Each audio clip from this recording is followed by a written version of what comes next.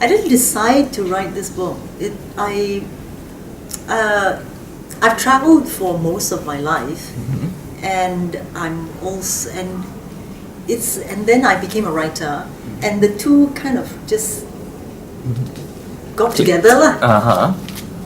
And every time when I travel, I have so many nice experiences. It could be bizarre or frightening or beautiful or whatever. And because I'm a writer, of course, I then write all the stories, turn them into stories. And then one day, a publisher actually approached me. Before this version, it was published by Marshall Cavendish. This version is actually an expanded version with more stories and also rewritten. All the stories are rewritten lah. Because nothing is perfect. So if I have a chance to relaunch, of course I would rewrite all the stories and then add a few more. Because it really sums up the way I travel. People's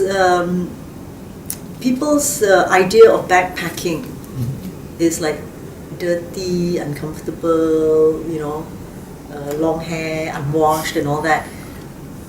But I find that the backpack is the essence of my sort of travel, because I don't really have an itinerary, and I just go wherever I go. And the backpack is something that you just put on your back and go. It gives you a sense of freedom rather than the trolley thing. Yes. This one gives you more freedom, just put it on your shoulder and then you go anywhere you want. And of course, and a bit of luck is an understatement lah. I've had a lot of luck in my travel. And the thing about luck is that it's all from you. Once you open up and you, let's say, intuitively know who to trust, you can nurture that intuition as your experiences snowball. So, touch wood, this has worked out very well for me lah. Because intuition is something that is very personal, and you need to experience it. You have to have some kind of a radar to know who to talk to, who to maybe stop talking after 10 minutes because they're acting a bit funny. Yeah. But if you don't talk to anyone, then you're missing out on a lot. I would say 90% of travel is my kind of travel is due to trust. You trust someone, then they talk to you, and then they introduce you to someone, and things happen, Things happen that you didn't expect before. Like, for example, there was this girl who came to me and she said, I really, really want to travel, but I'm so scared. She looks very young, I think 18 or 19. And she's also very petite and very thin. So I said, well, first of all, you need to exude this, I know what I'm doing, even if you don't, especially if you don't. But you can't block out people as well. So you have to train yourself to know who to trust and who not to. And she said, but, you said 500 can meh? For a trip, I was saying, take 500 ringgit or 1,000 and just go. Because that is going to force you to open up. It's going to force you to be resourceful. And the way I looked at her, I thought, are you a designer of some sort? And she said, yeah, I'm a design student. And I said, great. When you keep your 500 safely, don't use it. What you can do is, why don't you draw something and sell?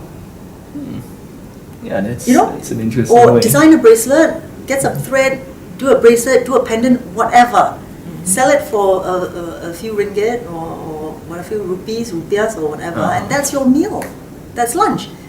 Don't touch your 500. That's for emergencies. Okay. When you have no money, you will be very, very resourceful as to how to get it. That's it. Not to say steal or what lah. That's how it starts as well. The luckiest thing that ever happened to me was the most frightening thing on earth.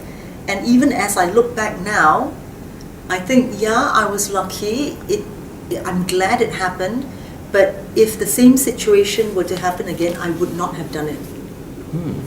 And that is, that lucky lah. Yeah. Right? Well, either lucky or somewhere deep down in my subconscious or anybody else's subconscious was this intuitive feeling that this guy could be trusted. But I didn't consciously know it. I see. He was just a three-wheeler guy, very pleasant looking and everything, who just came to me and say, "Oh, madam, would you like to take you around? I give you a good price." And he's an auto rickshaw driver. So on the first day, he took me around. Even before taking me around, he already said, "Oh, let's have dinner at my friend's place." You see, in these people, especially in India, they change their mind all the time. At first, they'll say, "Oh, yeah, I take you to the Taj Mahal. Not worry, madam, not to worry. Sit. Then you said, you think, "Oh, I'm going to the Taj Mahal." 5 minutes later, they change their mind. Now, I don't know whether they want to cheat you. Sometimes it's because they want to cheat you. Sometimes it's this. Sometimes it's just Indian culture. They are like that. And this is what I love about them. Very chaotic, very spontaneous, and yet it kind of works. Just like the traffic there. So 5 minutes after, "I take you to Taj Mahal, don't worry, madam." He says, "Oh, madam, I take you to my friend's hotel for dinner. It's a very nice food there." Then I said, "Oh, but we're going somewhere else." He said, No, you must try this food. It's very good, madam. You trust me, trust me, believe me, it's very good." So we went there, and because I was hungry, he also gave me some gin, and I don't drink, you see, but he said, "Oh, you must try this gin. It is made of lemons. It is Indian. It is special Indian gin." So I thought, okay, I try it . So I tried one, and then he gave me more, and then I tried another one. It was quite nice . But because I'm not a drinker, I didn't know that after 10 minutes, I completely blacked out, So I blacked out, the whole room was black, and then I said, "You have to take me back, Sunil, you have to take me back, I cannot stay here anymore." I felt like my stomach was squeezing, and I wanted to vomit. And then he kept saying, "Oh, no, you must stay," and all that. And I said, no, just take me back. And then when he led me to the auto rickshaw, I was already I couldn't walk already, and I felt like jelly. So I went into the auto rickshaw, and the auto rickshaw is very funny. It has a picture of Jesus, a picture of Buddha, a picture of Krishna, Vishnu, everything there . And I was I was so weak that I couldn't have done a thing. So, and then he said, "Oh, okay, we go back to your hotel now." And then when we set off, I noticed that the road is different from the road that he used to come to the restaurant. And I thought, "Oh no, it's dark already. It's almost 8 o'clock.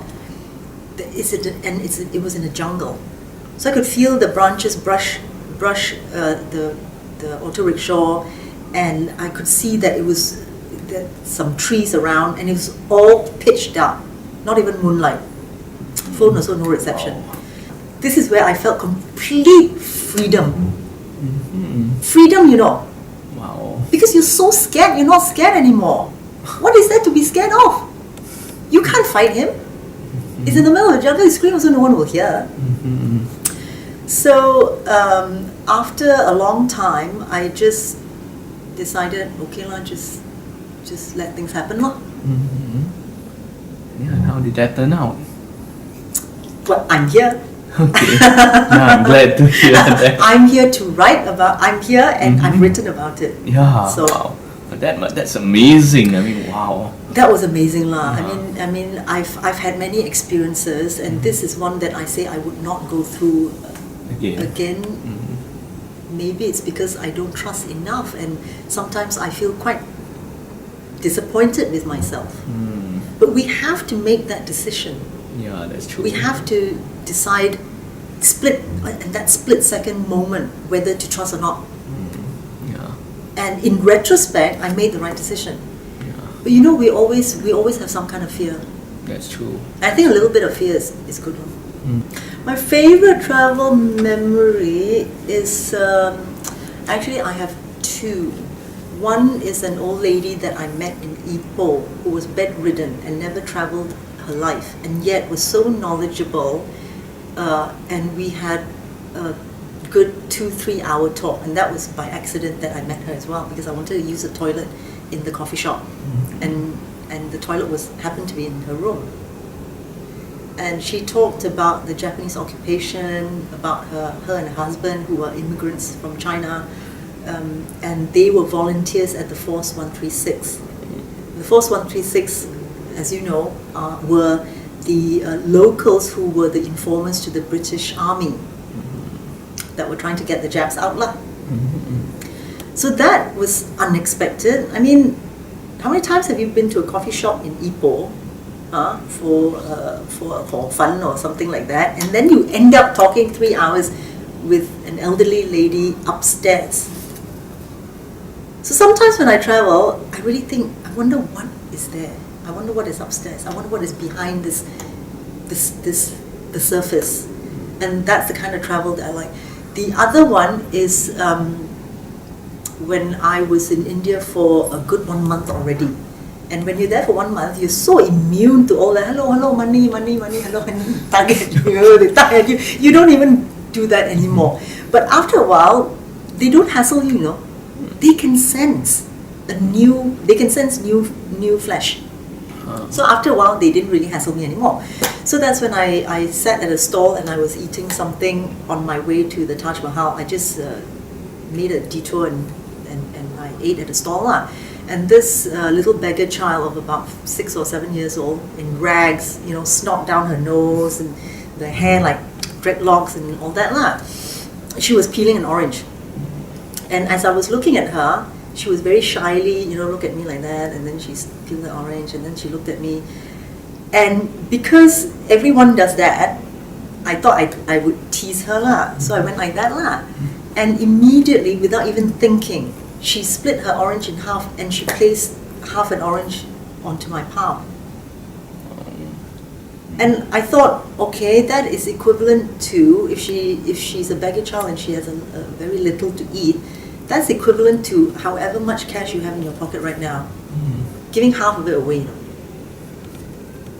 To a tourist, not even to a beggar, to a stranger who is better off than you, giving half the money in your pocket right now. It's equivalent to that. And because of that, I totally forgot that I was on my way to the Taj Mahal, and I ended up speaking to her and all the other kids and all that. And that incident led me to something else, which I won't talk about, but in a nutshell, it was something very, very interesting, which was the shelter for the children of sex workers in India that I taught English to. Wow. And that was completely, I didn't go to India to teach English in a shelter for the children of sex workers in India. Yeah. But because of this incident, and eventually when I went to the Taj Mahal, I really, really couldn't help wondering if it really would have been so joyful to look at had it not been this beggar child who gave me half an orange and the chance to teach for a day or two. And I packed very little because, as I say, a backpack and a bit of luck, as you were asking me about the title, to me a backpack signifies freedom. So everything I can stuff into a backpack, that's all I have. Lightness gives you a sense of freedom, because as this metaphor that says, this metaphor about people having baggage is very real. Baggage is baggage. Whereas one rucksack is just me and a backpack. Well, unfortunately, this sort of travel, you either have to have money or time. If you have money, then you can afford to get yourself into situations where money will buy you out.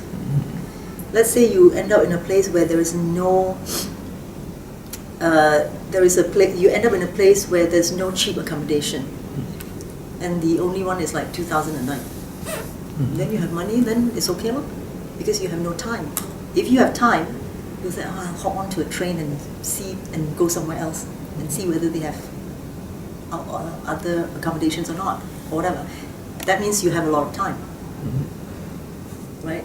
And also, if you have a lot of time, it doesn't matter whether you take the train or the bus and it's late, or it takes 14 hours because you have a lot of time, and the ticket only costs you like 10 ringgit. If you have no time, then you have to catch a flight long. It's either one or the other, and yeah, I don't have the magic answer to that. It really is either one or the other, because when I used to travel at length, like I take 1 or 2 months off, it wasn't annual leave. I actually left my job. I resigned. I worked for 1 year, and then I resigned, and I traveled for 2 months. And then I come back and I take on another job, work for another year, and then travel for 2 months. But in between, as I'm working, you take like, a few days off and all that lah. But the 2-month holiday was actually every year. So many reasons why I would recommend backpack traveling.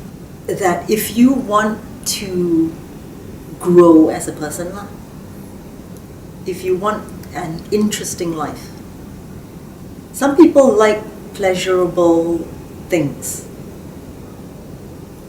The way I travel is not always pleasurable, but it's interesting. It's always interesting. Interesting need not mean pleasurable, if that's what you want lah. And when you travel as a backpacker, and the more experiences, the more external experiences you have, the more your inner world grows. At the end of the day, it's about our inner world. Because of all the richness of the experience actually expands your own world. And my dream destinations were when I was about 5 or 6 years old, when I used to look through National Geographic magazines. And one was Jordan, because I saw a picture of this white hat man reading a newspaper and sitting in the Dead Sea. So as a 5-year-old, I was thinking, what's that? So that was an image that had remained in my mind ever since I was 5. The second destination I've been to already was Tsukiji Market in Japan, in Tokyo. Again, I saw it in a magazine. It's a fish eye lens. It's a wide shot of Tsukiji Market with all the tuna, They look like torpedoes. When I was 5 years old, I thought they were torpedoes. All the tuna was lined up there, so many of them. And that was another destination I wanted to go to. The third destination was the pyramids of Giza. So my dream destination, I've been to most of them. Now I would like to go to South America. Yeah, I heard it's a beautiful place. Yeah. And I think we really should go before it's too late. Too late meaning McDonald's all over the place, tour groups, everything so commercialized. The Popular Book Fest has been great. It's I took a quick look around, and I have actually found a lot of books that I'm going to get, but which I will get later lah. The prices are very good. I mean, there are a lot of good books for 8 ringgit only, Ready, 1, 2. Hi, I'm Zhang Su Li, author of this book, A Backpack and a Bit of Luck, and I love reading.